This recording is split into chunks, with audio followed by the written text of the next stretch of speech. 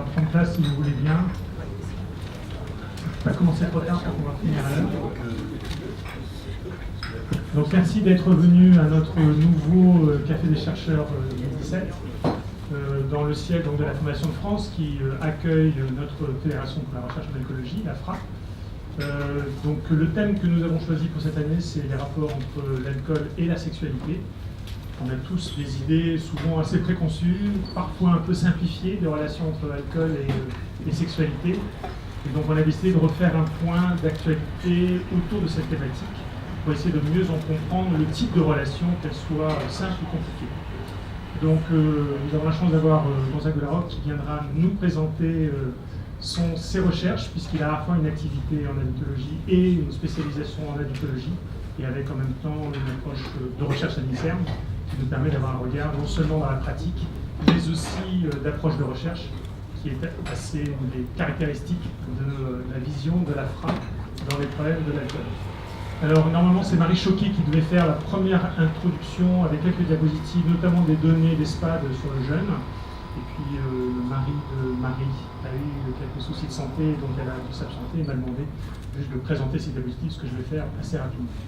Après ma présentation, c'est Véronique Graff qui viendra nous reprendre la parole et donner son approche autour d'une approche peut-être plus sociologique. Véronique qui est donc vice-présidente de la Fondation pour la recherche en alcoologie.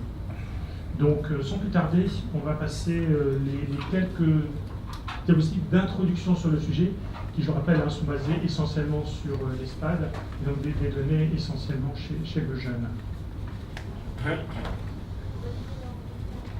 Alors, la première chose, c'est qu'effectivement, on a cette notion de l'effet aphrodisiaque de l'utilisation d'alcool. C'est d'ailleurs une donnée qui a été aussi analysée en population générale, et qui est une croyance extrêmement forte. L'alcool favoriserait la libido, l'envie, la notion aphrodisiaque, c'est-à-dire de facilitation des rapports sexuels. L'effet d'attente a été testé, il est d'ailleurs maintenant un peu mieux connu. Et en fait, pour l'alcool, on sait que les études en placebo, pas très facile, parce que l'alcool en général a une connotation gustative qu'on peut repérer, mais quand on le masque, on repère que les sujets ne font pas la différence entre le placebo et l'alcool dans l'effet aphrodisiaque. C'est-à-dire qu'en quelque sorte, les effets aphrodisiaques ressentis d'alcool qui facilitent les relations sexuelles sont des effets placebo, ce qui est tout à fait intéressant. Alors, on retrouve que néanmoins, et ça c'est une donnée assez classique, 80% des adultes jeunes prennent de l'alcool avant l'acte sexuel, c'est-à-dire ont une association de l'alcool qui facilite cette relation sexuelle. En France, on a quelques études, donc quand on prend uniquement la partie ESPAD localisée à la France, on voit que les jeunes expliquent que pour la moitié d'entre eux, il y a un effet positif de l'alcool, ils se sentent plus heureux, moins stressés, plus de facilité de contact avec les autres. Seulement, s'il y en a 1 sur 2 qui trouvent des effets positifs, il y en a quand même 1 sur 4 qui trouvent des effets négatifs. Et notamment, ils repèrent que lorsqu'il y a eu une consommation d'alcool, il y a plus de problèmes avec la police, ils risquent d'être incapables de s'arrêter de consommer de l'alcool, ou alors de faire quelque chose qu'ils regrettent. Et là-dedans, bien entendu, on a plus souvent des critiques qui sont généralisées dans les premiers rapports ou dans les rapports avec des sujets nouveaux, des nouveaux partenaires. Pour 7% seulement, il y a les risques de problèmes d'ordre sexuel avec le regret d'avoir une relation sexuelle et la sexualité non protégée qui, bien entendu, a amené à beaucoup de recherches du fait des risques de contamination et des infections sexuelles transmissibles. Alors, on n'est pas tous égaux en Europe, et il y a des pays qui sont plus sensibles que d'autres aux effets positifs, négatifs ou aux problèmes en relation avec l'alcool dans les relations sexuelles. Alors, dans le Nord, l'Albanie, l'Islande, 35%, alors que dans la partie Royaume-Uni, Irlande, Bulgarie, on a beaucoup plus d'effets positifs de l'alcool. Donc, en fait, on a 2 extrêmes où, finalement, l'Irlande, l'Angleterre, les futurs hors Europe, ont particulièrement plus d'effets d'attente autour des effets positifs de l'alcool, et donc peut-être plus à risque de consommer à ces moments-là. 20% pour la Flandre et la Finlande, jusqu'à 45% en Albanie, Roumanie et Bulgarie, ressentent des effets négatifs, et donc on n'a pas du tout la même représentation en Europe de ces effets positifs et négatifs. De 5 à 10%, donc c'est pas très fréquent, ont eu un problème d'ordre sexuel en relation avec ces difficultés, avec cette consommation d'alcool au préalable. Alors, c'est compliqué de se contenter de focaliser uniquement ces données sur la consommation d'alcool. Il est important d'avoir la vision de qu'est-ce que donne aussi l'excès de consommation d'alcool par rapport à ces relations sexuelles. Donc ça, c'est le binge drinking, on dit en général à peu près 5 verres, soit d'affilée, soit en moins de 2 heures, enfin en tout cas une consommation assez massive et assez centrée dans le temps, assez rapide dans le temps. Et on repère dans ces études qu'effectivement, chez le jeune, il y a une prise de risque sexuel avec un passage à l'acte, avec un nombre de partenaires plus augmenté, avec une sexualité qui est plus souvent non protégée, plus souvent de grossesse non désirée, et plus souvent aussi d'infections sexuellement transmissibles. On a ce problème qui a amené à beaucoup d'émotions aux États-Unis, qui commence maintenant aussi à être opéré en France, avec l'agression sexuelle agie, donc la violence. Il n'y a aucun doute là-dessus, on sait combien l'alcool est un facteur qui favorise le niveau d'agression, dont les agressions sexuelles, mais l'émotion plus importante devient avec les agressions sexuelles subies, et notamment sur les campus américains. Tout le monde a suivi cette littérature abondante qui a montré qu'il y avait donc de très nombreuses agressions sexuelles dans ce milieu de jeunes assez en autonomie, sur les campus, où les jeunes filles qui ont subi une agression sexuelle ont été essentiellement en rapport avec une surconsommation d'alcool. Et donc, on montre bien donc, que l'agression sexuelle par rapport à l'alcool n'est pas une histoire agie, mais aussi subie. Et l'alcool fait partie des critères de facteurs de risque, non seulement pour l'agression, mais pour être agressé, ce qui est important dans les messages publics à donner par rapport à ce livre. Donc voilà, on a ces études qui donc montrent combien finalement l'alcool peut avoir effectivement un retentissement important. Mais finalement, ce qui est intéressant de cette étude, ce que montrait Marie, c'est que c'est très vrai chez le jeune adulte et qu'apparemment, ces manifestations semblent s'estomper par la suite, comme si finalement les sujets acquéraient une certaine compétence de représentation des risques, des dangers, et peut-être adapter des stratégies comportementales en relation avec ça. Voilà, donc en France, parmi les 15-25 ans, la consommation régulière d'au moins 2 substances addictives constitue un facteur de risque pour ces relations sexuelles à problème, et notamment une première relation sexuelle non protégée. Alors ça, c'est un critère assez classique en addictologie, c'est compliqué de voir toujours l'alcool de manière très indépendante. L'addiction, c'est un champ de recherche autour des substances psychoactives, et elle a des effets cumulatifs. Plus vous avez des substances consommées toxiques, plus vous augmentez le risque, cannabis, tabac, alcool, cocaïne et autres. La consommation régulière d'au moins 2 de ces substances est un facteur de risque aussi pour la contraception d'urgence, elle monte de 2,5 fois, et d'IVG de 5 fois. Donc on voit bien combien il y a un retentissement de santé publique important. Voilà, alors une des questions importantes, et c'est toujours très important de bien faire la différence, c'est se dire, mais finalement, est-ce que c'est l'alcool qui va favoriser les passages à l'acte, la non-protection ou autre, ou est-ce que ce ne sont pas des sujets à risque qui en général ne font pas attention dans leurs relations sexuelles ou ne se protègent pas, qui sont plus attirés par l'alcool. Est-ce que c'est l'effet de A à B ou de B vers A? Et donc l'alcool a clairement la notion d'être un facteur indépendant, donc ce n'est pas qu'un marqueur, il a en soi un facteur indépendant qui vient influer la sexualité à risque. Et ça, c'est une des nombreuses méta-analyses de Rennes, qui allemand, qui l'a montré. Néanmoins, il y a plusieurs recherches qui montrent aussi un sens inverse possible. C'est-à-dire que les sujets qui ne font pas très attention et qui sont à risque sont ceux qui sont plus consommateurs d'alcool. Et ça serait apparemment plutôt vrai chez les femmes et un peu moins vrai chez les hommes. Et donc finalement, on garde cette notion que probablement, au lieu de dire que c'est plutôt de A à B, plutôt B vers A, qu'en fait c'est une relation plutôt circulaire. Les sujets qui sont à risque d'avoir des comportements à risque au niveau sexuel sont plus à risque de consommer de l'alcool, mais lorsqu'ils consomment de l'alcool, alors ils sont plus à risque d'avoir des troubles de la protection, d'hygiène, de la sécurité et du bien-être dans les relations sexuelles. Donc bien entendu, il faut faire attention à chaque fois avec où vont ces facteurs de risque, et notamment de rappeler combien la victimisation sexuelle, c'est-à-dire le fait d'être non plus dans l'agi mais dans le subi, peut aussi faire partie d'être un facteur de risque. Je pense qu'on est à peu près au tout sur la fin de l'introduction du sujet. Je propose de passer directement la parole à Véronique. Sauf si vous avez des questions, non, je vous laisse peut-être gérer avec d'autres. Est-ce que vous voyez là des choses particulièrement surprenantes ou inattendues? Pas vraiment, je pense qu'on est à peu près tous d'accord. Je vais te passer la parole. Merci. Merci. Non, ça va très bien, merci. Et donc, l'approche rapide, trop rapide que je vais vous proposer, vient de mon travail, c'est d'avoir à la fois des enquêtes d'ethnologie de terrain et à la fois l'anthropologie, qui n'est pas la sociologie. Ce n'est pas tout à fait, ce ne sont pas les mêmes méthodologies et les mêmes approches. Alors, le champ de la sexualité donc, est en plein renouvellement épistémologique.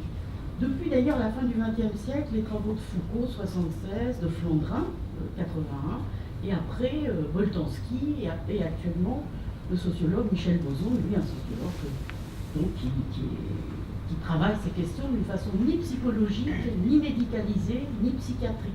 Puisque disons que la prise en charge cognitive du champ de la sexualité était quand même liée à la psychanalyse. Alors, moi, c'est plutôt le point de vue de l'anthropologie, et très rapidement, le lien entre sexualité, du point de vue des recherches, et alcool est rarement fait. Les anthropologues, non.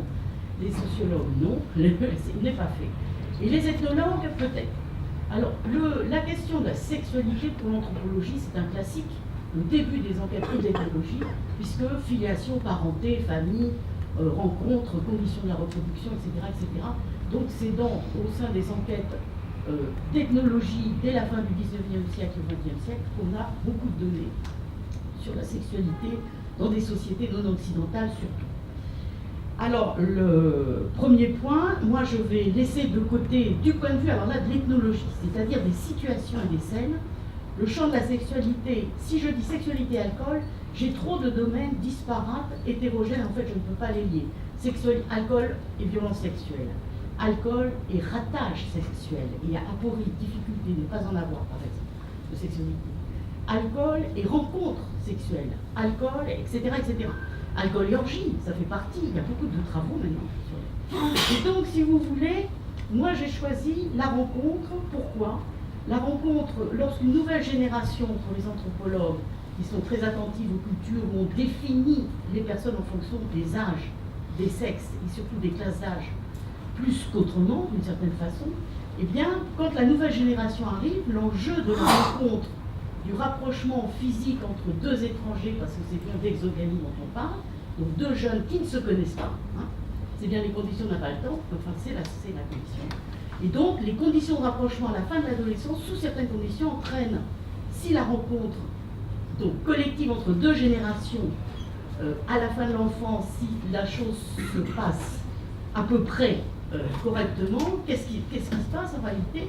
C'est la transmission, et même, je dirais, le chiasme, non seulement de l'échange des gamètes, mais de la transmission de l'échange des patrimoines, le partage, échange et partage, patrimoine, culture, savoir-faire, langue, savoir-faire non conscient, etc. Donc l'enjeu de la rencontre, on avait fait un séminaire une année sur ces questions, l'enjeu de la rencontre entre les jeunes générations qui doivent forcément, d'une façon ou d'une autre, se rencontrer pour qu'une prochaine génération soit à venir, si vous voulez, c'est tout simplement un enjeu crucial pour les sociétés humaines et pour, je dirais, le faire société. C'est l'enjeu de la retransmission. Mais les deux jeunes sont des parfaits étrangers.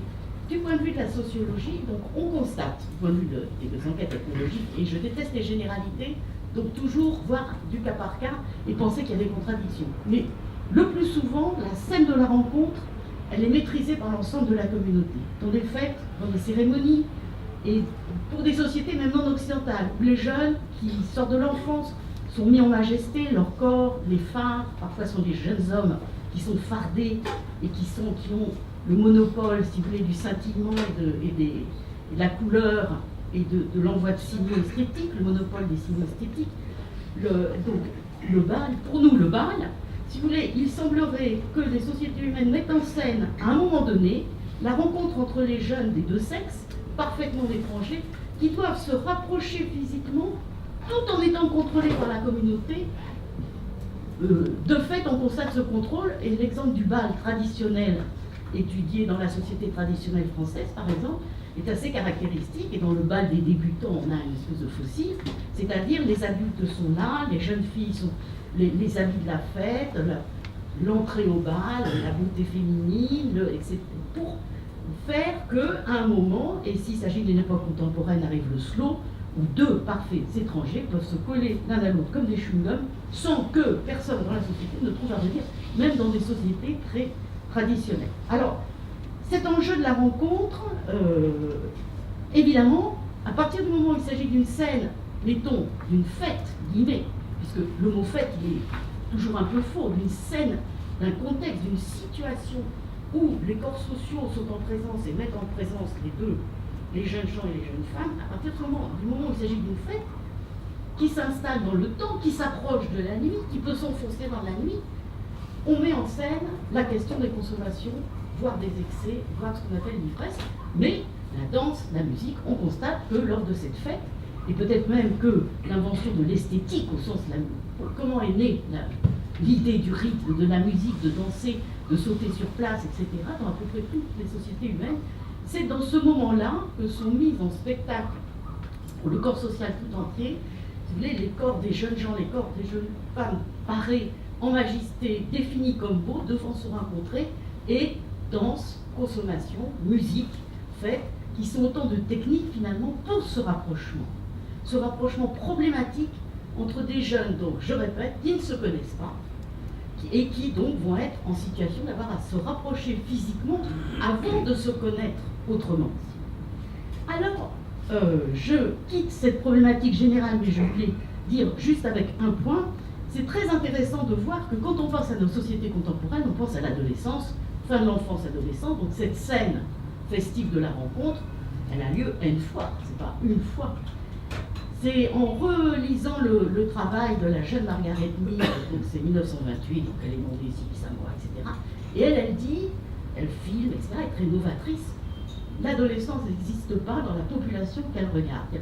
Et elle dit donc du coup, il y a tellement de liberté sexuelle que ça se passe en harmonie, et c'est intéressant de voir qu'on est dans les années 20-30, donc 28, et qu'elle a cette idée que dans sa société à elle occidentale, l'adolescence est un moment de difficulté déstabilisé.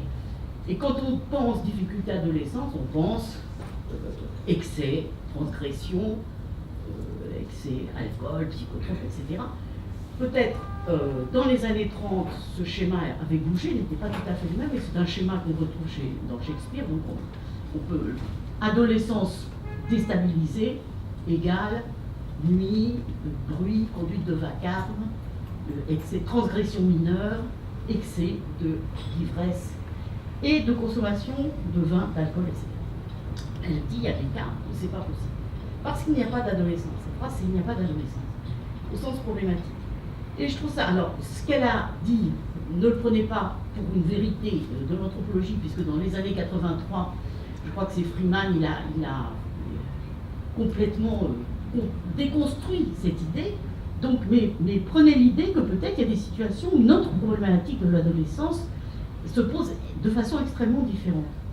Nous sommes, nous, dans une culture où pendant un temps assez long, le temps, non pas le temps de Brodel, 2000 ans, mais le temps de Leroy Ladurie, 4 siècles, d'une société traditionnelle, eh bien, cette scène de la rencontre entre filles et garçons était marquée par une forte dissymétrie sexuelle. Les filles devaient garder leur valeur, leur trésor, c'est-à-dire la virginité, que les jeunes garçons devaient, eux au contraire, ils devaient perdre l'infâme pucelage masculin, excusez-moi des termes, mais c'est vraiment une défaite de la virilité que de ne pas avoir de sexualité, alors que c'était une défaite de la féminité absolue, une soudure, une condamnation gravissime, et tous les hommes de la famille étaient blessés, que d'avoir une sexualité en dehors du mariage. Donc la scénographie du bal où se rencontrent les étrangers, les jeunes des deux sexes, parfaitement étrangers sociaux, et même je dirais physiques, qui ne se connaissaient pas, eh bien si vous voulez, les filles et les garçons ont une problématique extrêmement différente. Mais les filles en même temps, elles doivent être belles, elles ont mis leur robe de mariage, etc. Elles sont surveillées. Et donc elles doivent, et ce système aussi, elle succombe, elle est perdue, et on voit bien dans Balzac que si elle succombe, et elle accepte, donc elle dit, pour toi, je piétine même mon honneur. Et donc, il y a une femme dans Balzac qui dit, marche sur moi pour bondir dans le monde. Voilà l'homme qui doit posséder la femme pour aller, lui, plus loin, et elle est perdue. Cette chose-là, je vais très vite, dans les sorties contemporaines, c'est fini. Fin du XXe siècle en Occident et début du XXIe siècle, où, disons, les sociétés occidentalisées, c'est-à-dire urbaines, périurbaines, vertes, on n'a pas le temps de rentrer dans les détails, mais il faut le décrire parce que c'est en mutation, c'est très important. Et donc dans ces sociétés majoritaires sur la planète entière, y compris sur tous les continents, y compris dans les grandes mégapoles, en Afrique, en Amérique latine, etc., les façons de sortir de la jeune génération, que je fais, j'ai fait une catastrophe. Et donc les façons de sortir de la jeune génération ont énormément évolué. Il y a toujours les anciens bals, Il y a toujours les formes traditionnelles, il y a toujours, pour les classes très privilégiées, le bal des débutantes qui est une scène extraordinaire, mais où là, la contrainte des, je dirais, patrimoniales fait que le corps social doit surveiller les rencontres entre ces jeunes générations qui se marient entre eux. Et donc, c'est très intéressant. Mais disons que la sortie majoritaire dans nos espaces de villes de classe moyenne, un petit peu, comment dire, voilà, où il y a cette espèce de conquête d'une espèce d'individualisme de son bon côté, c'est-à-dire depuis Molière que les nouvelles générations puissent choisir en fonction de ce qu'on appelait leur inclination, leur partenaire, plutôt que ce soit les parents, ou une surveillance, ou des condamnations, etc. Fin du tabou de la virginité pour les filles.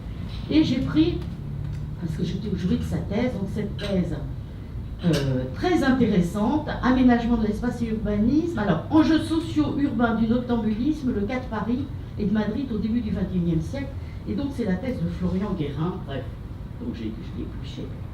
Et par ailleurs, j'avais fait quelques enquêtes moi-même d'ethnologie sur les sorties, les sorties de jeunes. La sortie n'est pas la fête. La sortie est la scène de la rencontre contemporaine. Et elle peut se faire aussi en vacances, dans des lieux étrangers. Et la sortie est une aventure d'une soirée et d'une nuit, ou peut-être de 3 jours et 3 nuits. La sortie est quelque chose de très particulier. Je vais assez vite. C'est un premier rendez-vous, et les parents ne savent pas trop où. Mais maintenant, il y a des téléphones portables, on peut aussi les débrancher. Ce premier rendez-vous, alors c'est très intéressant dans le noctambulisme, comment les jeunes sont les pionniers de l'espace urbain nocturne. C'est eux qui le réinventent. Ils sautent une barrière pour aller sur un banc public. Ils vont sur les quais de la Seine. Ils montent sur des toits de façon improbable. Ils circulent dans la ville comme jamais dans la journée. Et c'est un peu un autre univers social de communication. Le temps est ralenti, l'univers de la nuit sur lequel il faut travailler. La parole n'est plus la même et le rapport au temps. Plus d'emploi du temps avec à telle heure, à telle heure, à telle heure. Une sorte de temps élastique, absolument soumis à la contingence de la diagonale. Si on allait là, nous on va là, téléphonons à un tel. Si vous voulez, cette espèce de temps bondissant et suspendu de qu'est-ce qu'on fait, où on va, X habite là, on monte, etc. Et bien sûr, telle boîte, etc. Dans cette espèce d'errance, des nouveaux compagnes s'agrègent, se désagrègent, et on peut dire que petit à petit on constate, et c'est dans la thèse, et moi je l'ai fait aussi, il ne s'agit plus d'aller de café en café pour boire, mais la bouteille d'alcool elle est dans la poche. C'est pour ça que vous les trouvez dans la rue le dimanche matin, le samedi matin, parce que après, mais la bouteille d'alcool, bière sympathique, autre chose de plus sérieux, et parce qu'il y a de nombreux moments dans ces sorties où on est debout devant le café parce qu'on fume, puis finalement même pas devant le café parce qu'on s'est arrêté pour discuter, et la bouteille dans la poche et on l'échange, et voilà, et on repart, et on va à droite et finalement à gauche, et on se re-arrête, devant la scène, et là on ressort la bouteille, et si vous voulez, il faudrait faire cas par cas, parce qu'évidemment ce qui se passe dans certaines banlieues n'a rien à voir avec ce qui se passe dans des quartiers très aisés. Et là, la clé, c'est la question de la mobilité. Il n'y a plus d'habits de fête, il n'y a plus de frontières de la fête, puisque le temps s'étire et qu'on peut aller sortir en vieux blue jean, etc., comme il n'y a plus d'habits du dimanche. Il n'y a plus surtout de cadre interne. Il n'y a plus, il faut aller manger chez X, et après, comme par exemple à Noël, lors d'un mariage, le repas, et après, etc. La messe, la mairie, le repas, la fête. La sortie, il n'y a plus de cadre. Elle s'invente. Elle s'invente en fonction de propositions aléatoires par les acteurs en jeu. Et de temps en temps, l'un d'entre eux, génial, propose quelque chose qui va faire date, souvenir, qui sera remémoré dans la bande pendant des années. En général, c'est des propositions sous ivresse, un peu grandioses, un peu stupéfiantes. Alors, le rôle de l'alcool là-dedans, l'alcool n'est pas du tout, il ne faut pas dire que les consommations et aller se promener en disant j'ai tout compris, l'alcool n'a pas du tout la même position, alcool et tabac, au regard des consommations pour l'ethnologue, le même sens, les autres psychotropes plus sérieuses, bien sûr le shit, ça commence à être une espèce de choix collectif, d'autres choses, le MDA, les fêtes dure 5 jours sur la péniche concrète. Les faits techno, il faut travailler tout le temps. D'ailleurs, la sexualité est à vous, et l'alcool aussi d'ailleurs. Donc, si vous voulez, la question des vrais psychotropes illicites, elle doit être problématisée de façon spécifique. Mais l'alcool, il est à la fois invisible, présent, comme l'air qu'on respire. Absolument pas, si vous voulez, comme disent les jeunes eux-mêmes, c'est pas quelque chose de calculé. Et les épiceries ouvertes toute la nuit sont très importantes. L'un d'entre eux dit, bon ben je vais chercher, etc. Il revient, les bouteilles dans la poche. L'alcool est présent comme l'air qu'on respire, il est finalement comme si la sortie était un orchestre, ce serait la batterie qui rythme. Si la sortie était, un corps humain, ce serait le squelette qui articule. Il marque au moment clé des stations où la communication non verbale, où les jeunes entre eux, ils se rapprochaient un peu physiquement, et ils vont échanger le boire, où les buveurs étant à égalité, le timide, l'anxieux, celles qui se croient moches, etc., boivent aussi, donc comme une espèce de jeu en amont, de possibilité d'entrer dans le jeu, du rapprochement. Et le moment de la station est très important, c'est quand le groupe s'arrête, et si la station a du sens, la bouteille d'alcool est sortie. Donc ce serait la batterie d'un orchestre, c'est le carburant de l'itinéraire, je dirais, de cette machinerie, de ce moteur itinérant, en quoi consiste la sortie, qui s'étale dans la nuit. Alors, de mon point de vue, si je cherche du point de vue de l'ethnologue, si l'important c'est le rapprochement entre deux étrangers, à partir du moment où la danse n'est pas là, à partir du moment où le cadre qui organise et qui articule les moments festifs est aléatoire, contingent et doit être à chaque pas réinventé, donc c'est le pas qui crée le chemin, si vous voulez, il n'y a pas de chemin, mais c'est en marchant qu'on fait un chemin, vous voyez la différence. Et donc, si c'est ça les sorties, alors l'échange des gestes autour du tabac et de l'alcool deviennent le seul, le seul moment un peu collectif où tout le monde s'arrête, où il y a cette communication non verbale, où il y a cette pause collective, où on boit un coup, et qui crée à la fois le rapprochement et la connivence. Donc finalement, non pas l'alcool comme psychotrope, l'alcool comme moment collectif d'échange de gestes non verbaux, l'alcool, l'échange de gestes, l'alcool, qui oblige le corps humain à une certaine scénographie avec certaines technologies, les bouteilles, des gestes, boire, à glou, renverser la tête, donc offrir son cou désarmé pour les filles, etc. Cette chose-là crée, pour moi ethnologue, les conditions de ce rapprochement physique entre deux étrangers qui sont comme la danse. C'est-à-dire que si vous enlevez l'alcool, vous perdez les conditions de possibilité de ce rapprochement physique entre deux étrangers qui est la clé, à mon avis, de la sortie. Sinon, il n'y a plus de sortie. Alors, est-ce que ça veut dire que donc il y a danger pour la jeunesse, etc. Moi, j'en suis pas sûre, parce que on peut mimer, beaucoup de filles jouent avec l'effet placebo presque constamment, boivent très peu et jouent à être saoules, et ça, l'ethnologue peut le voir, puisque les filles ont peur de...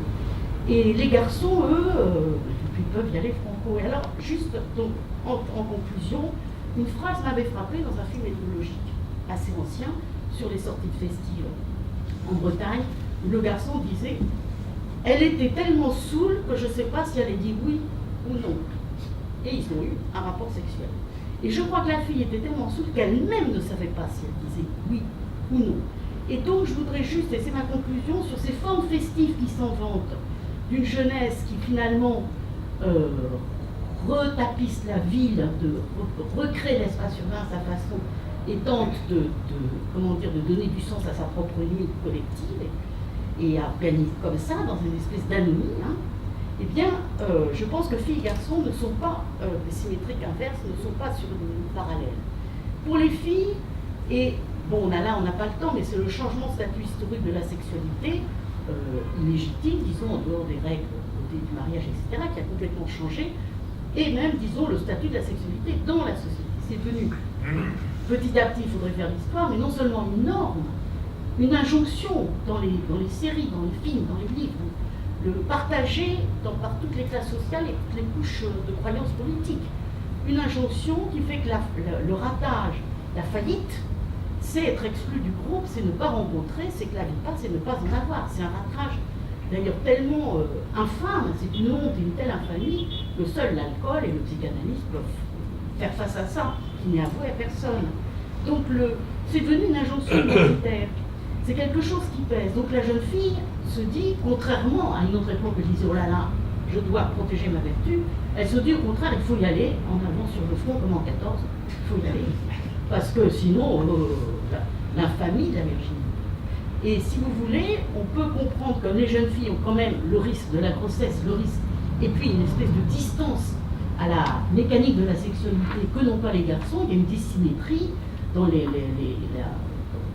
sur laquelle donc je ne vais pas revenir concernant la mécanique même de cette étrange aventure organique qu'est la sexualité, bien si vous voulez, qui fait qu'elle veut quand même y aller à reculons, voire se saouler pour passer le cap, le fond, etc. Et donc, si vous voulez, ça c'est. Et les garçons, eux, ils ont l'injonction différente, qui est que déjà leur virilité doit s'affirmer. Sinon, ce ne sont pas des hommes. Et là, maintenant, doublement. Et en plus, les filles ne résistent pas au sens où si elles résistent, c'est qu'elles le trouvent. C'est une blessure moche, un boulet, dont les fils lui tournent le dos. Et donc, toute la problématique de Houellebecq, dans la particule élémentaire de l'extension du domaine de la lutte, les moches peuvent dire qu'on est exclu du marché enchanté de la sexualité, de l'amour, tout le monde nous tourne le dos. Et là, donc, mais la question d'esthétique du corps, ce serait une autre histoire. Donc, si vous voulez, cette pesanteur du devoir investi, cette espèce de vide et d'atmosphère souple, nuageuse de la sortie, est absolument plombée par cette injonction qui vient de la société qui est, si c'est pas ce soir, ça doit être le vendredi prochain, c'est vendredi, mais il faut que ça arrive, il faut que ça arrive. La rencontre sexuelle, au mieux, la rencontre amoureuse, non. La rencontre sexuelle, je disais non, pire, et la rencontre, mais c'est pas si, mais c'est mieux que rien, et la rencontre amoureuse, contrairement à ce que disait le grand La Fontaine, excusez-moi, aimer sans foutre n'est pas grand-chose, mais foutre sans aimer n'est rien, avait dit le grand La Fontaine. Vous m'excuserez, vous comprendrez ça. Donc, si vous voulez, pour revenir aux choses, c'est terrible La Fontaine, cette dissymétrie masculin-féminin et ce désordre de strates, de croyances contradictoires entre des injonctions contradictoires, à mon avis, ça dit que mon avis, mais quand même quelques décennies de sciences sociales, je pense que ça crée des conditions d'aporie intérieure où l'offre d'alcool prend son sens non pas pour s'énivrer et l'effet aphrodisiaque, mais pour échapper à ce brouillage, par un brouillage encore plus physique, clair, etc., celui que produit l'alcool sur le réel. Et celui que produit l'alcool sur le corps, c'est-à-dire qu'entre dans ce brouillage, entre le geste et l'idée du geste, il y a plus de différence. Donc il y a une espèce d'emphase du corps, bonne à vivre dans ces situations-là. Danser, la fille un peu saoule va danser comme une folle, fini la timidité, fini les complètes, toutes ces choses. Alors, écoutez, donc voilà, je vais terminer sur masculin-féminin, donc cette problématique, et j'avais quelque chose à vous dire. Oui, il y avait donc d'autres sujets. Je vais m'arrêter là. Si vous avez des questions. Je crois que j'avais un autre point conclusif, mais je ne pense pas.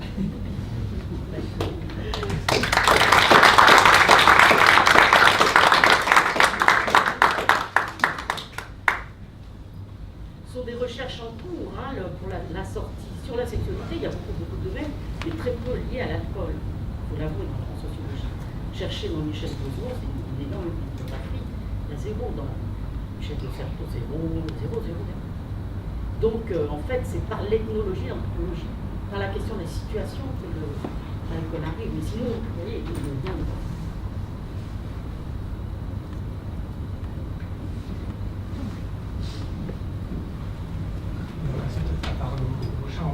Voilà, à vous, et je passe le relais.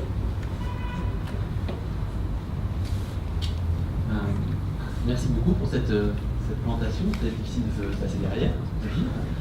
Et on va commencer par une scène de rencontre. Voilà.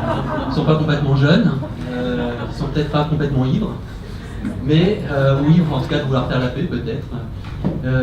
Et ce qui est intéressant, c'est que, comme tu peux noter, la rencontre entre la sexualité et, en tout cas, entre la question de la sexualité et la question de la dictologie ou de l'alcool est très pauvre dans les sciences humaines. Et ce qui est étonnant, c'est que, historiquement, ceux qui ont pris en charge les problèmes de sexualité et les problèmes d'alcool étaient les mêmes au début du XXe siècle.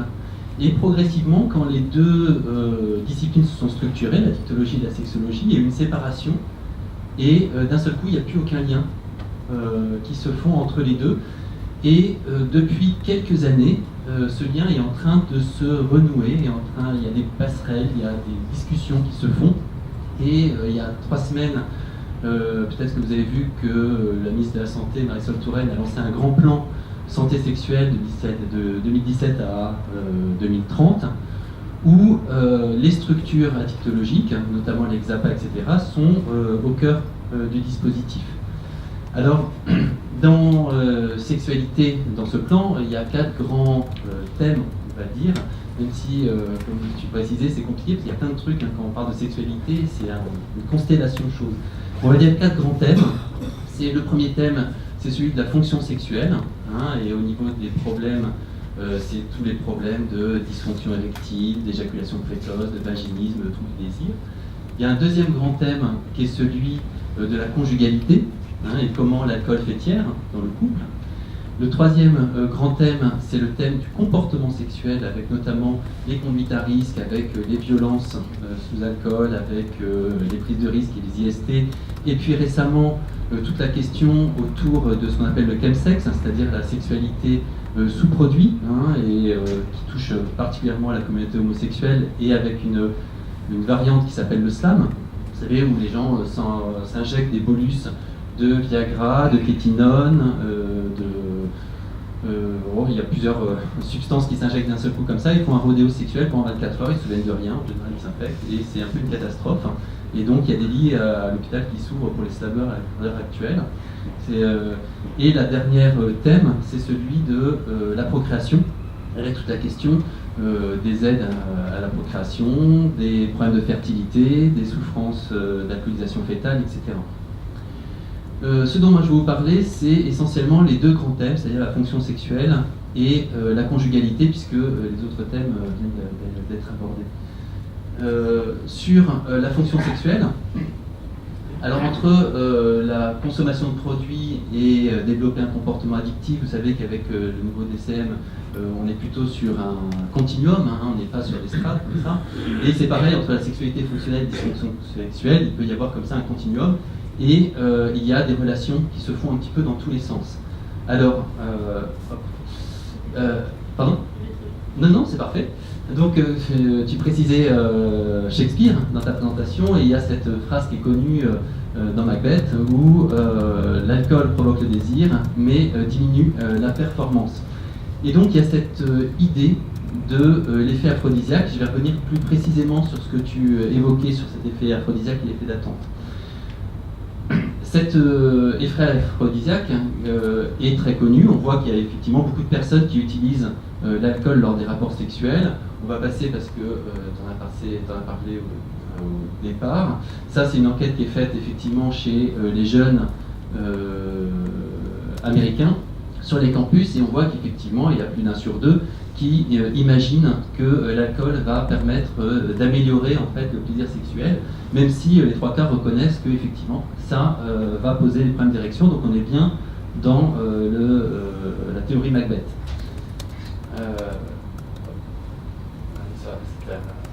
Voilà. Et donc c'était très important et intéressant que tu rappelles qu'il y a une dissymétrie, hein, entre les hommes et les femmes, et sur l'effet d'attente on retrouve cette dissymétrie, hein. Même si sans doute qu'elle va évoluer, et qu'il y a une évolution très importante dans la jeune génération quant à leurs attentes, quant à leur manière de créer cette scène inaugurale. Mais on voit que, comme tu disais, les hommes, ils veulent y aller, donc ils s'attendent à ce que l'alcool puisse leur permettre d'adopter un comportement sexuel, voire même ce qu'ils imaginent parfois comme un comportement sexuel déviant. Et les femmes, au contraire, c'est ce qui va leur permettre de s'engager en fait dans le rapport sexuel. Ces effets d'attente, c'est la diapositive suivante. On va essayer cet effet, j'allais dire aphrodisiaque de la sexualité. Qu'est-ce qu'on en sait aujourd'hui? Est-ce qu'au fond l'alcool a un effet direct sur la sexualité qui puisse appuyer cette thèse de l'effet aphrodisiaque? Alors, on pourrait d'abord s'intéresser aux hormones. Après tout, alors même si l'homme, on est des animaux, mais on ne répond pas non plus complètement aux hormones comme le rat. On peut avoir un peu des rapports quand on veut. Pour autant, on a fait des enquêtes sur la testostérone et l'alcool pour voir est-ce qu'il y aura un impact de l'alcool en consommation aiguë sur la testostérone. Et là, il n'y a pas de consensus et ça va plutôt dans le sens qu'il n'y en a pas en fait, d'effet sur la testostérone. En revanche, c'est vrai que chez les patients qui sont alcoolodépendants, il y a un effet, notamment chez le cirrhotique, parce qu'il y a une aromatisation qui fait que la testostérone baisse. Et ça, on retrouve ça souvent chez les patients alcoolodépendants qui ont une cirrhose, il n'y a pas de désir sexuel. Et c'est probablement en partie lié à la baisse de testostérone. En général, eux s'en plaignent pas, mais s'ils sont en couple avec un partenaire ou un partenaire qui est toujours actif sexuellement, il y a une plainte et une souffrance au niveau du couple. Dans la diapo suivante, l'autre chose qui permet de comprendre cet effet aphrodisiaque, c'est le renouvellement des études qui ont été faites à partir des années 70. À partir des années 70, on a inventé le plétismographe. Le plétismographe, c'est donc une bague qu'on va mettre sur le pénis et qui va mesurer la rigidité pénienne. De même qu'on a un photoplétismographe, qui est une bougie qu'on met en intravaginal et qui mesure la circulation du sang intravaginal. Et les deux sont corrélés au niveau d'excitation. Donc, dans les années 70, il y a eu beaucoup d'enquêtes qui ont essayé de voir si l'alcool avait un effet direct sur l'excitation et d'essayer de mesurer empiriquement. Je suis pas sûr qu'on pourrait faire le même aujourd'hui, mais enfin, en tout cas, ça a été fait à l'époque dans les collèges anglais. Et la technique était assez simple, on leur mettait la bague sur le pénis, on les faisait boire, et on leur montrait des films porno et on mesurait. D'accord ? Et ce qu'on voit, c'est que à petite dose, sur 2-3 verres, la rigidité est meilleure et le flux sanguin intravaginal est meilleur. C'est-à-dire qu'effectivement, à petite dose, la sexualité, d'une certaine manière, empiriquement mesurée, est meilleure. Et puis, au bout de 3-4 verres, c'est tout le contraire. Ça commence à baisser, la rigidité pénienne diminue, il y a plus de difficultés à éjaculer. Chez les femmes, il y a moins d'orgasme, il y a moins de lubrification. Donc, on a un chapeau de gendarme, si vous voulez. 2-3 verres, ça augmente. Et puis, au-delà de 3 verres, ça s'effondre. Et puis, ils ont refait les mêmes enquêtes, mais cette fois-ci en passant des questionnaires qualitatifs aux étudiants.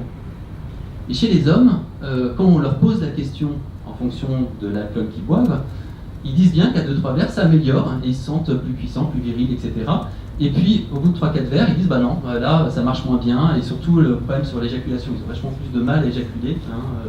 D'ailleurs, entre parenthèses, on en parlera, c'est même une porte d'entrée dans l'addiction, c'est les hommes qui utilisent l'alcool pour traiter leur éjaculation précoce. Donc, le ressenti subjectif chez les hommes est complètement parallèle à ce qui est mesuré empiriquement dans les enquêtes. Chez les femmes, en revanche, on va passer dans la diapo suivante, à petite dose, elles disent qu'effectivement, elles ressentent une sexualité qui est meilleure, elles se sentent plus à l'aise, elles disent que les ressentis sont bien meilleurs, etc. Mais au-delà de 3-4 verres, elles continuent à dire que c'est vachement bien. Et plus ça va, plus elles trouvent que c'est formidable.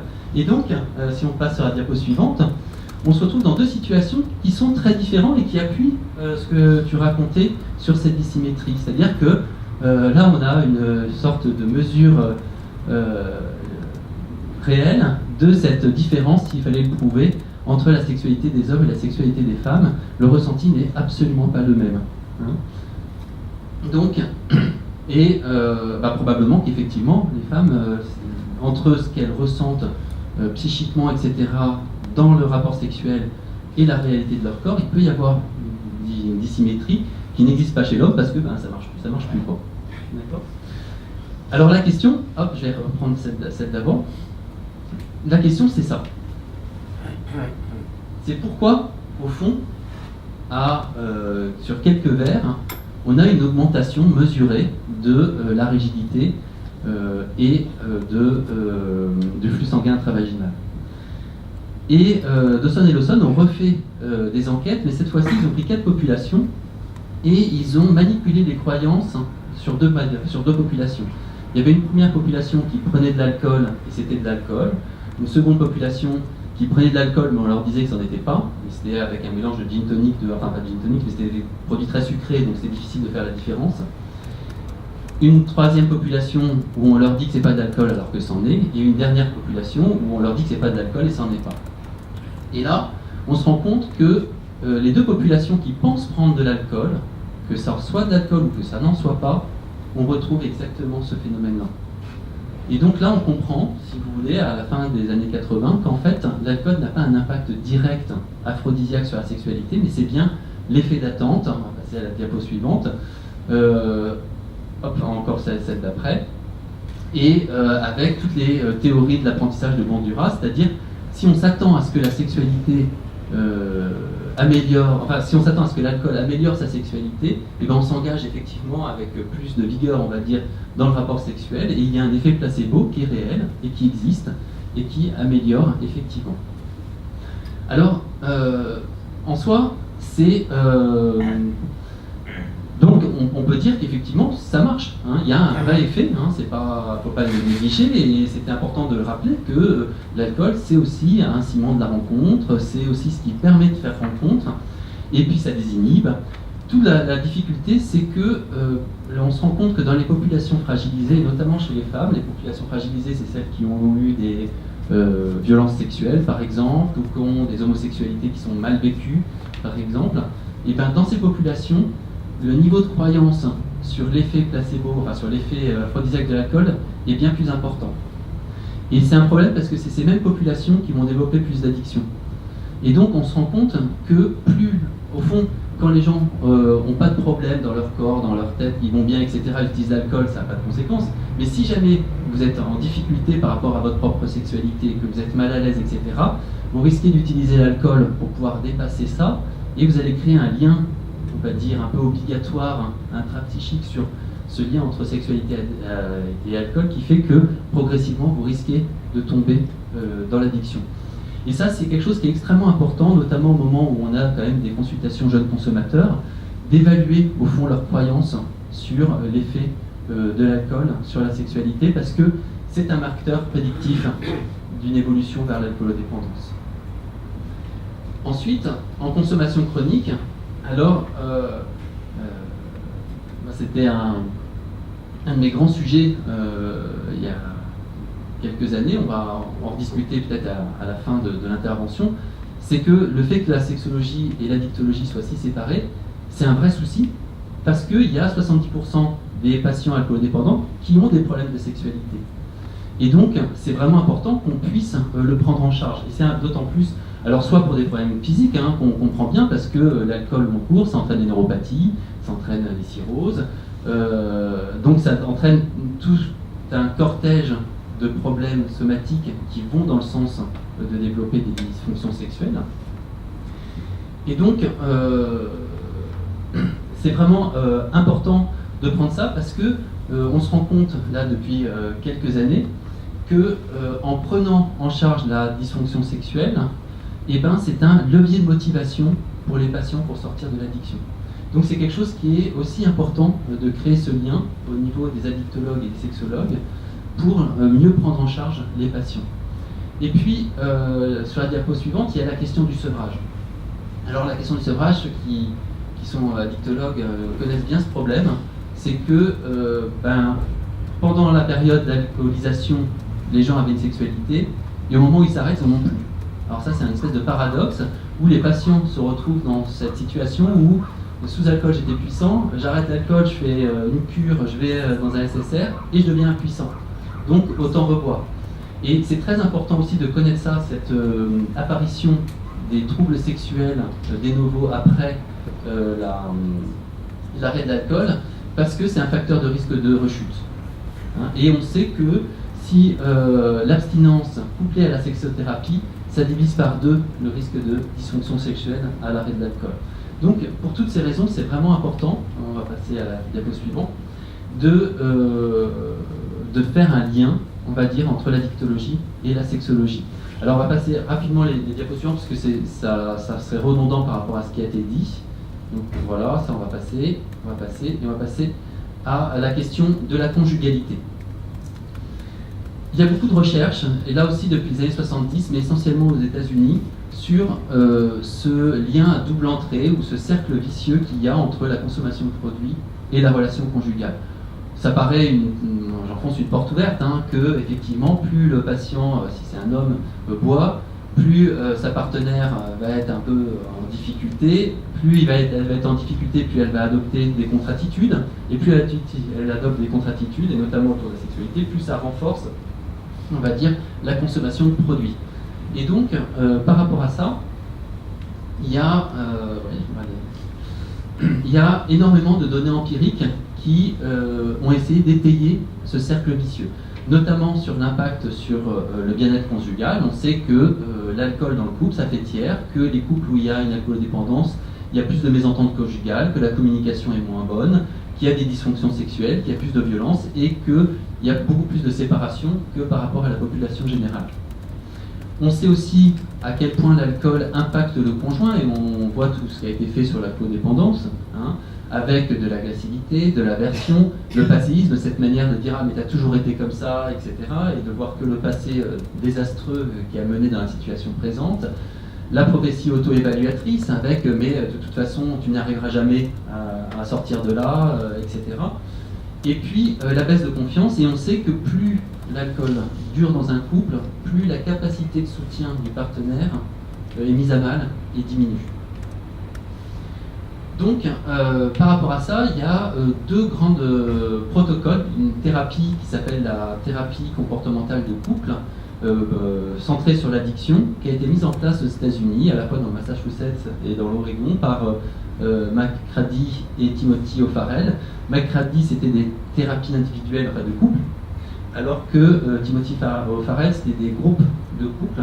Et donc, ces 2 programmes ont été mis en place où la thérapie n'est pas une thérapie de couple à proprement parler, c'est une thérapie qui est centrée sur le patient, mais où le conjoint est invité dans la thérapie comme cothérapeute. Et c'est une thérapie qui va porter à la fois sur la consommation du patient, sur le coping ou la capacité de s'adapter du conjoint, et sur la communication du couple. Et cette thérapie est une des thérapies en addictologie qui a le plus de données empiriques pour montrer son efficacité. Pour autant, aux États-Unis, elle est très peu sortie des milieux de recherche et elle est très peu utilisée en pratique quotidienne. Elle n'est absolument pas arrivée en France, et moi je travaille au XAPA de Clichy, où on essaye de faire l'adaptation culturelle de cette thérapie pour le public français. Et la première difficulté à laquelle on est confronté, c'est que les soignants français ont un schéma thérapeutique qui est binaire. C'est où on fait des thérapies familiales ou conjugales, mais ça reste thérapie comme ça, ou des thérapies individuelles où on invite ponctuellement le conjoint. Mais l'idée de faire une thérapie intermédiaire centrée sur le patient avec le conjoint, ça ne fait pas tellement partie de notre mentalité, et on a un petit peu de mal quand même à être, on a l'impression qu'on va être jugé, que ça va être compliqué, etc. Et pourtant, c'est des thérapies qui marchent extrêmement bien. Nous, on fait ça depuis 1 an et demi, et on voit que sur les critères d'abord de la consommation, le patient diminue sa consommation, voire arrête. Sur l'envie, qui est le deuxième critère qui est évalué à chaque consultation, c'est une thérapie sur 12 séances, l'envie diminue de la même manière, et que la satisfaction conjugale, qui est évaluée à chaque séance de chaque conjoint, ne fait qu'augmenter sur l'ensemble de la thérapie. Donc c'est vraiment un des outils novateurs, je pense, à mettre en place dans les années qui viennent, mais pour l'instant on n'est que à la phase d'adaptation culturelle, il va falloir ensuite prouver l'efficacité avant d'en proposer la diffusion dans les centres d'addictologie. Ça c'est un peu ma conclusion, c'est que cette rencontre entre l'addictologie et la sexologie, si elle ne s'est pas faite, c'est aussi pour des raisons sociologiques. C'est que la sexologie, quand elle est renée dans les années 70, elle s'est construite essentiellement en libéral, sur des consultations qui sont chères, qui ne sont pas remboursées, avec des médicaments qui sont considérés comme des médicaments de confort, hein, le Viagra n'était pas remboursé, le Cialis non plus. Et donc, c'est, j'allais dire, il n'y a qu'une population aisée, au fond, qui a accès à la sexologie en France. L'addictologie, c'est le contraire. L'addictologie, c'est dans les centres institutionnels, c'est dans les XAPA, tout est pris en charge, les post-cures, c'est pris en charge, donc, et puis c'est des populations qui ont à peu près tout perdu, donc c'est plutôt pour des populations en difficulté financière. Et donc, ce problème, j'allais dire, social, hein, ce problème financier, crée aussi cette difficulté de rencontre de ces deux professions. Mais depuis 2-3 ans, le panorama du soin français a évolué, puisque vous savez que les centres de dépistage anonymes et gratuits, ce qu'on appelait les CDAG, sont devenus des CEGID, et que, à l'aune de cette fondation en CEGID, il y a une obligation de prendre en charge la santé sexuelle. Donc dans les CEGID, maintenant, vous avez des addictologues, des gynécologues et des sexologues.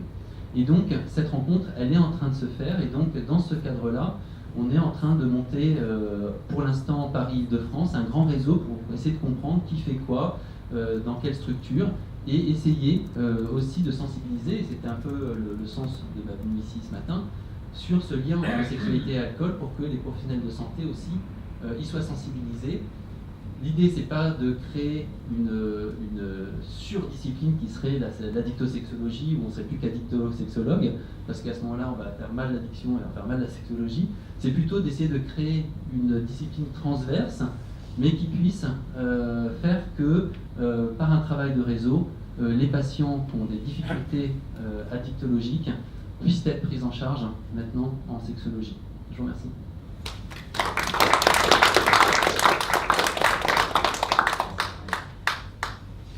Merci, on va peut-être en profiter pour poser des questions, peut-être d'ailleurs les temps comme Véronique et ouvrir la discussion. Peut-être commencer donc d'abord par remercier les deux orateurs, parce que ce sont deux aspects anthropologiques et médical, sexologiques, qui sont très complémentaires, vous l'avez vu, par rapport à ces notions, notamment des effets du sexe. Peut-être revenir sur ces effets d'attente, l'effet, c'est plutôt l'effet placebo. L'effet placebo, ce n'est pas un effet non biologique. Hein. L'effet placebo, il active des réseaux cérébraux. Et je dis ça parce que dans l'effet d'attente, on a l'impression finalement que c'est un faux effet, que l'alcool finalement ne fait que des choses qu'on imagine. Mais comme l'effet placebo fait vraiment quelque chose, c'est-à-dire que l'alcool fait quelque chose. Et donc c'est important parce que... Non, c'est pas l'alcool, c'est la croyance dans l'alcool qui fait quelque chose. Alors je ne crois pas. Justement, je propose, et c'est là-dessus que je voudrais vous voir réagir, c'est je ne crois pas. L'effet placebo, par exemple, la prise d'un placebo quand on a un effet d'attente sur l'émotion positive, les émotions négatives, active les réseaux cérébraux qui montrent qu'il existe un effet neurobiologique, on va dire peut-être plutôt qu'un effet biologique. Et cet effet, il se représente probablement par des effets d'apprentissage. La répétition d'un réseau de circuits qui est facilité finit par être capable d'être auto-activé. Alors, si je reprends cette notion de l'effet placebo, qui n'est pas un effet mystique, mais un effet neurobiologique représentable, plutôt qu'un effet démontré, il vient finalement challenger un peu cette notion d'effet d'attente. C'est un effet peut-être d'apprentissage répété qui finit par ne plus avoir besoin du support biologique. Alors voilà, maintenant j'aimerais bien avoir vos deux réactions sur cette notion-là, ou peut-être d'avoir la réaction du public pour cette annonce. Non, tu as complètement raison, c'est un effet réel, l'effet placebo, hein, et il ne faut pas le nier, ça c'est 5% des thérapies, hein, donc c'est pas rien. Donc c'est un effet réel. Non, ce que je dis, c'est pas que c'est pas un effet direct de l'alcool qui crée l'effet, c'est l'attente que l'on a, mais qui est une réalité, hein, l'attente que l'on a dans l'effet bénéfique du produit, qui crée un effet réel, neurobiologique, et qui va avoir un impact.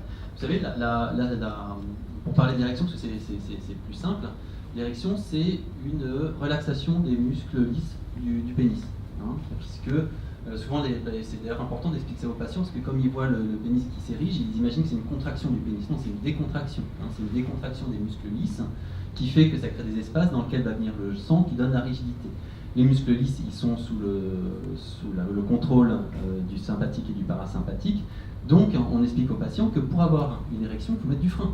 Si vous êtes sur l'accélérateur, vous ne pouvez pas avoir d'érection. Vous leur expliquez que vous êtes avec votre partenaire, vous êtes bien, vous mettez du frein, les muscles lisses se décontractent, vous commencez à avoir une érection, votre belle-mère rentre dans la pièce, immédiatement, clac, vous contractez et vous perdez votre érection. D'accord ? Cet effet mécanique, il est réel. D'accord ? Il est réel, mais c'est, encore une fois, l'attente que l'on a dans le produit qui va faire qu'on va être sur le parasympathique et qu'il va y avoir une meilleure... Disons, moi je vais prendre les choses forcément mais ça m'intéresse beaucoup ces questions parce que ça touche un problème crucial des sciences sociales qui est, selon le système de croyance, perçu comme des données évidentes ayant un rapport de colle avec le réel, c'est-à-dire on dit oui c'est vrai que l'alcool, c'est l'idée de croyance au sens très profond, très enfantin, très sincère. Dans toute culture, nous partageons des croyances comme ça, c'est-à-dire sans les mettre en... Et donc les sciences sociales depuis longtemps ont fait l'hypothèse de la performativité, donc c'est un vieux concept dont je ne vais pas faire l'historique maintenant, mais, et même je dirais qu'elle n'a de sens que si d'une façon ou d'une autre, et quels que soient les relais, je dirais, physiologiques fins, compliqués, etc., que des enquêtes très pointues peuvent, etc., les sciences sociales sont obligées de poser un peu comme postulat que l'effet d'un système de croyance, il rentre dans le réel physique, contextuel. C'est comme, vous voyez, c'est comme, je mets des lunettes, ça me fait voir quelque chose de différent. Un système de croyance construit le réel. Alors, exemple, je pense, ça m'a beaucoup intéressé, la flèche des filles, plus elles boivent, plus... Et le garçon, il est en face finalement, d'un risque réel. Alors lui... Et donc... c'était ma conclusion que j'ai oublié de vous dire sur le masculin-féminin.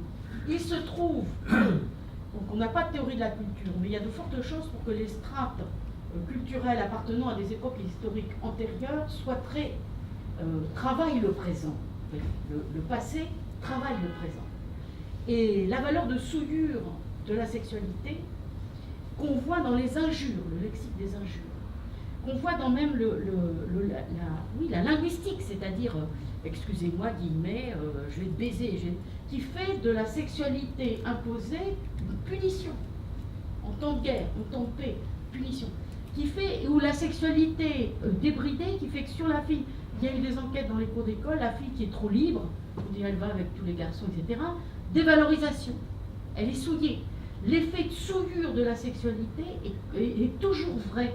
Il n'est pas relayé par des croyances religieuses qu'il avait fait flamber emphatiquement, mais il est toujours présent. Donc pour les filles, donc c'est une hypothèse, voilà. En plus, ce sont des choses qui ne sont pas explicitées. Ce serait trop simple de dire, croyez-vous que vous buvez pour éviter l'effet de souillure de la sexualité? Oui, non, mettez une croix. Ça, c'est pas possible. C'est là où l'ethnologue, même très scientifique, vous en avez un peu besoin de poser des questions. Donc, mon hypothèse, qu'on ne peut pas démontrer puisque je n'ai pas la méthodologie quantitative paupérienne pour la démontrer, c'est que l'effet de souillure pèse de façon différentielle sur les filles et les garçons, et donc du coup, l'intérêt du brouillage du réel qu'implique l'alcool, même un peu de façon placebo, c'est bien mieux pour la santé, est très intéressant pour les filles. Ça devient intéressant. Et donc, il faudrait voir, et donc d'où, peut-être, j'en sais rien. Voilà, donc disons que la question que vous soulevez, moi je n'y réponds pas, mais elle est cruciale pour le dialogue que nous avons entre les disciplines, et surtout pour la façon dont nous construisons l'objet scientifique et comment il fonctionne. Et donc l'effet de performativité, je me répète, la question de l'efficacité des croyances, les sciences sociales constatent, avec la question des neurones mimétiques, que sais-je, il manquait des chaînons entre le corps, la physiologie du corps, et les évidences collectives d'une culture. Et donc, voilà. Deux questions, j'en laisse, c'est Patrice Cousini. Merci. Non, c'était à propos de... D'abord, j'étais très intéressé par les deux communications, bien sûr, comme tout le monde. Donc, c'est à propos de l'effet d'attente. C'est une notion, au fond, qui a été extrêmement utilisée en alcoolologie depuis très très longtemps, et notamment avec des travaux, d'ailleurs, très précis là-dessus, et notamment pour tenter d'expliciter, finalement, ce phénomène de la poursuite d'un comportement malgré ses conséquences négatives, ce qui est, au fond, un des critères, comme chacun sait, de l'addiction et un des critères les plus mystérieux de l'addiction. Et alors pourquoi est-ce qu'on continue à boire de l'alcool alors qu'on n'en a que des effets négatifs? Et donc ça nous ramène quand même sur la capacité d'attente au fait de penser, c'est pas moi qui le dis, enfin ça a été dit dans beaucoup de travaux, qu'il s'agit là quand même d'une sorte de distorsion cognitive qui fait qu'on attend des effets positifs de la consommation alors qu'on ne les obtient plus. C'est peut-être là où il y a une petite différence avec ce que dit Philippe. Hein, c'est-à-dire que je pense que par exemple dans l'anxiété, qui est une question que je connais mieux que les dysfonctions sexuelles, mais dans l'anxiété, très nettement, les patients commencent à boire pour calmer leur anxiété, ils ont des effets anxiolytiques. Comme chacun sait, au bout d'un certain temps, ils n'ont plus d'effets anxiolytiques, mais ils continuent à boire dans la perspective d'avoir des effets anxiolytiques. Donc, ils ne les ont plus, et ils ont cette distorsion cognitive qui est très probablement médiatisée par des phénomènes, je dirais, neurophysiologiques et neuropsychologiques complexes, hein, au niveau du cortex cérébral. Mais, voilà, et beaucoup de chercheurs en psychologie ont travaillé sur cette capacité d'attente et aussi sur les moyens, notamment à travers les thérapies cognitives, au fond de modifier cette dysfonction cognitive qui est l'attente erronée, finalement la croyance erronée dans des effets qui ne se produisent plus.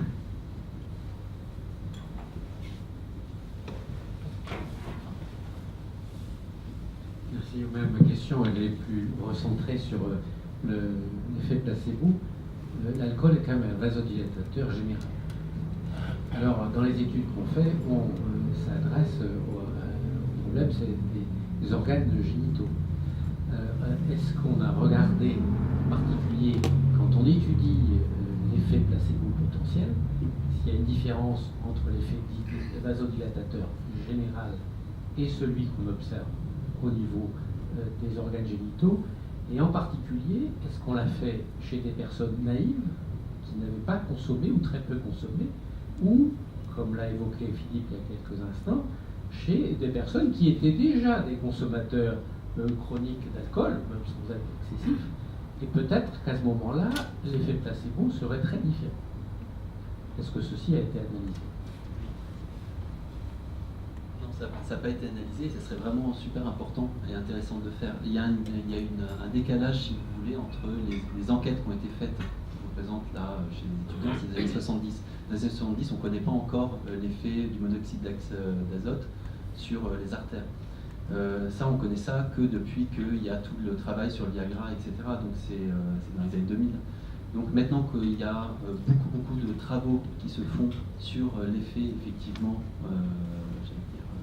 vasodilatateur et l'érection, en tout cas parce que c'est un modèle qui est plus simple à manier, sans doute que ces études, il faudrait qu'elles les refaire, et peut-être qu'on tomberait sur ce que tu dis. Il faudrait étudier les Asiatiques qui ont des flushs ou pas des flushs, et on verrait si... Flush peignant.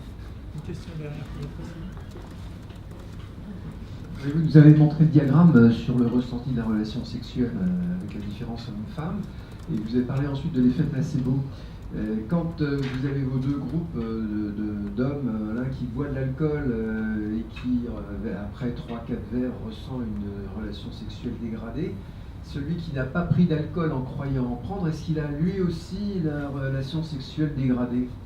Et pareil pour la femme. Elle boit que de l'eau et plus elle boit d'eau, plus elle sent que ça va mieux. Eh ben, pour être honnête, j'ai pas la réponse, donc je vais pas l'inventer. Donc je sais pas, mais c'est assez intéressant. Et juste une petite précision dans ce que vous racontiez un peu sur l'historique justement de la sociologie.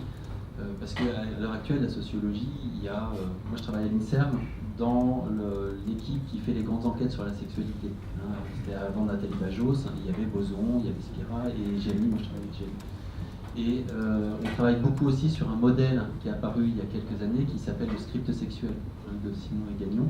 C'est comment au fond l'engagement qu'on a dans une relation est scripté, un peu comme un scénario qu'on a coécrit. Par exemple, on voit comment la plupart des gens ils ont un rapport sexuel dans la chambre à coucher, dans le lit. Ouais. Pourquoi est-ce que ça se fait comme ça? Parce qu'on l'a scripté de cette manière-là et qu'on a appris que c'est comme ça que ça se passait. Donc il y a beaucoup de scripts, hein, et comment au fond la jeunesse actuelle avec l'émergence d'Internet, avec l'émergence des Snapchat et compagnie, sont en train de créer des scripts totalement différents de ceux que nous on a connus. Donc je ne sais pas très bien ce que ça donnera dans les années à venir. Sur le toit de l'ascenseur. Je crois que c'est une bonne question à stopper. Beaucoup d'objets. Est-ce qu'on a étudié l'effet nocebo? Je sais pas, la petite dame à qui on donne un hiver de Champollion et qui se sent ivre-mort. C'est un peu la question. Question de Pas encore, mais je rappelle que la Fondation de recherche de l'écologie finance des recherches, peut-être que Sur le Champollion, si vous êtes intéressé. Oui, moi, toujours sur cet effet placebo, j'imagine que quand on déconstruit la croyance, l'effet placebo s'annule. C'est-à-dire que si certains d'entre nous imaginaient qu'un ou deux verres pouvaient améliorer leur performance sexuelle, c'est terminé. Vous avez donc la question que je me pose, c'est Un ou deux verres, ça marche. C'est 4-5. oui, mais c'est l'effet placebo qui marche. Un ou deux verres. Si moi je sais que ça n'est que du placebo, à partir du moment où je le sais, c'est terminé. Il y a l'effet d'attente, mais il y a sans doute aussi l'effet des inhibants.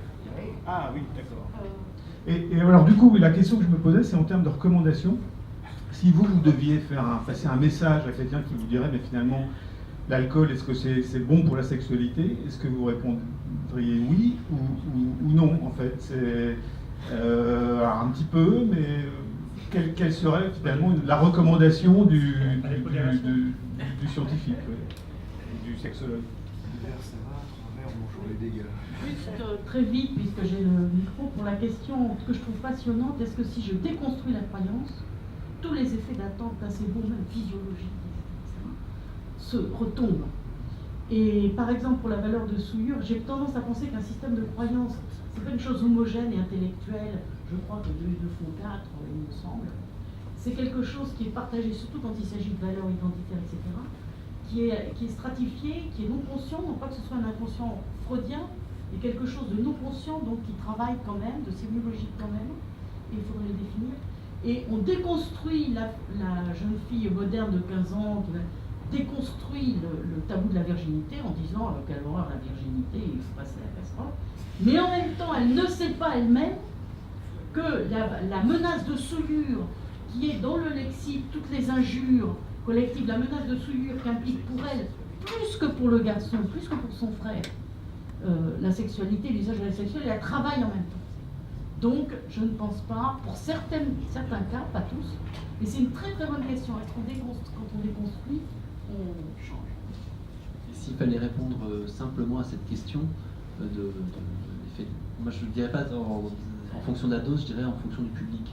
C'est-à-dire si on est dans un public qui n'est pas à l'aise avec la sexualité, je pense que l'alcool c'est dangereux. Voilà. Alors que c'est précisément ce public qui a le plus envie d'utiliser et qu'on aurait le plus besoin pour pouvoir se trouver dans une sexualité qui leur convient. Juste une petite remarque sur le côté l'effet placebo qu'on déconstruit. On ne déconstruit jamais. C'est fabuleux l'effet placebo. Et c'est un effet placebo qu'on maîtrise. Donc on le répète. Enfin, c'est pas pour rien que quand on voit la fréquence des rapports sexuels les jours où il y a des consommations d'alcool, ils sont un peu plus nombreux.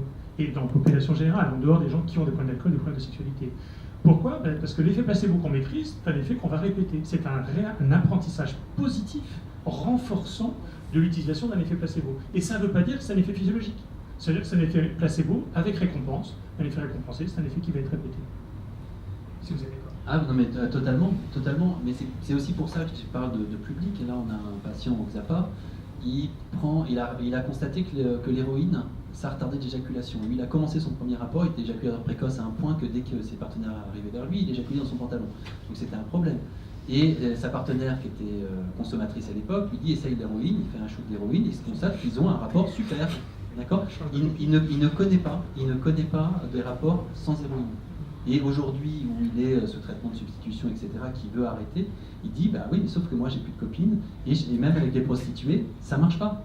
Ça marche pas. Donc il arrête son produit de substitution pour pouvoir avoir des rapports en prenant de l'héroïne. Enfin, c'est un vrai souci quand on a une espèce de lien obligatoire, hein, on va dire, qui se fait entre le produit et son effet.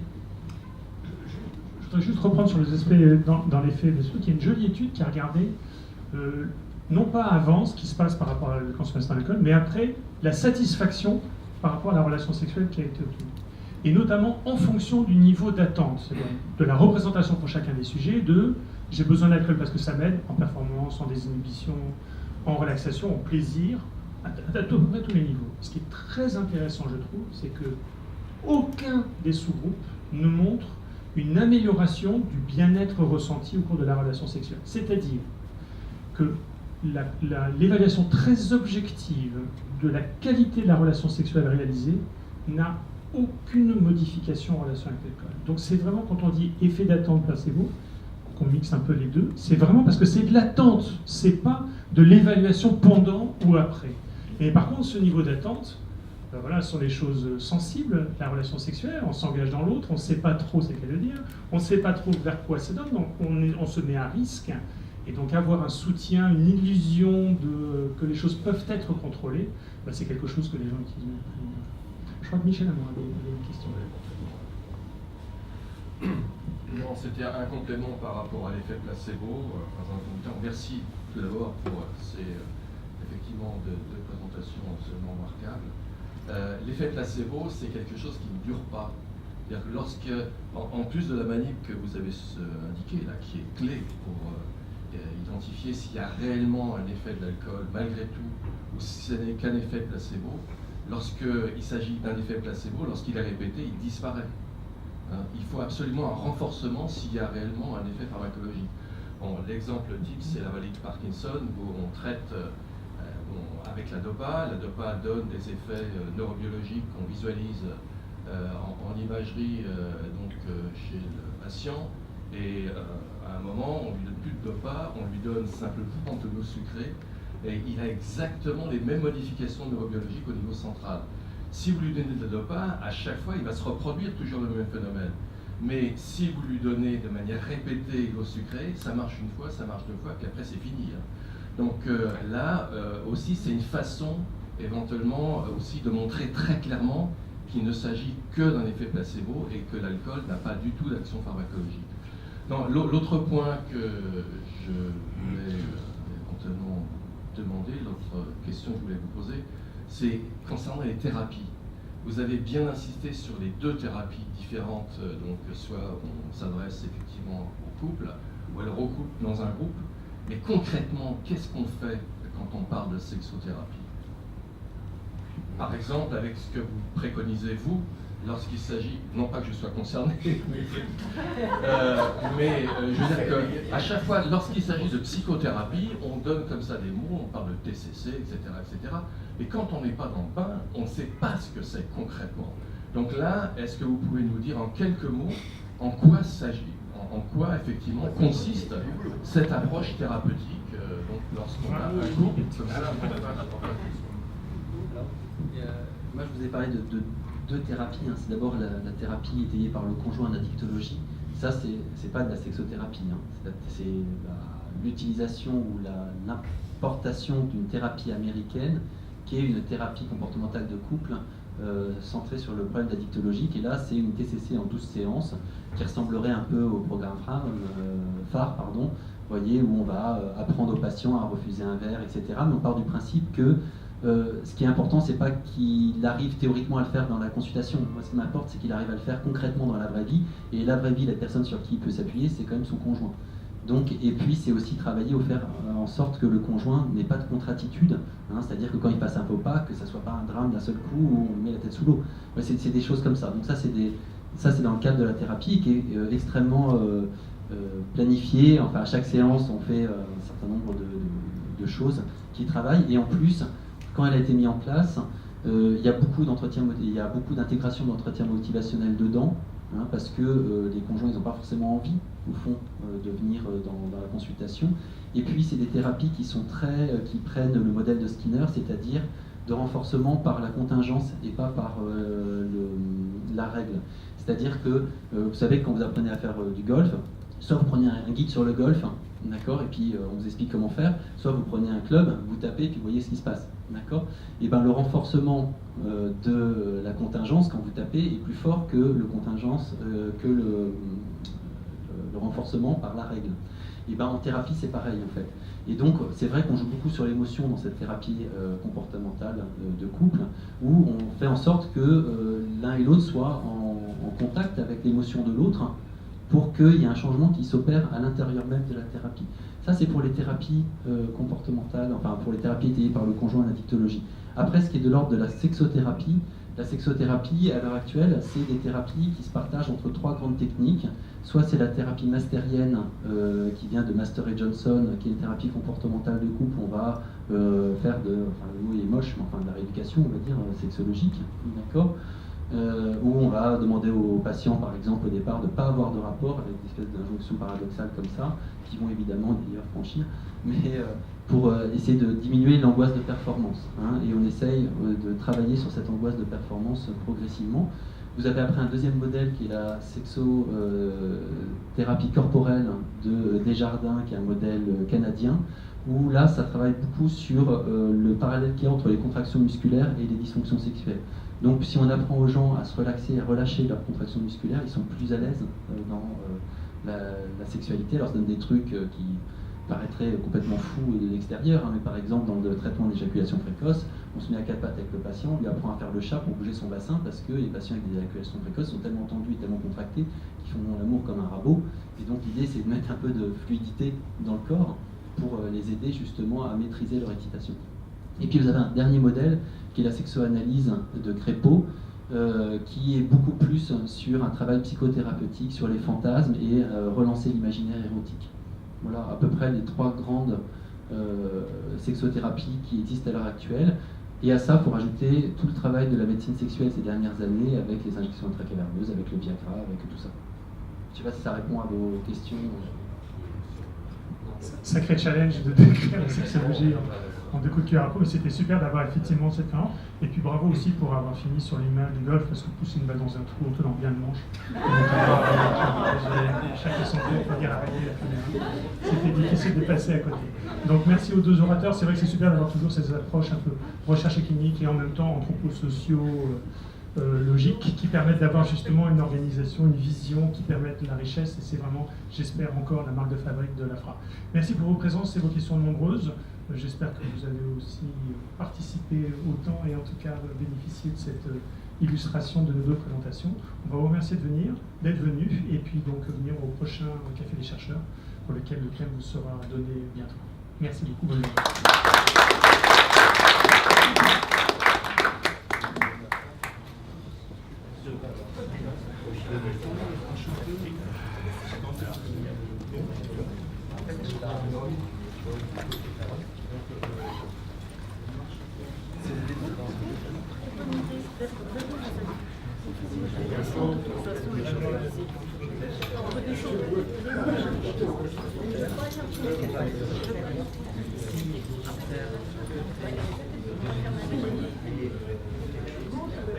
Tu vas bien?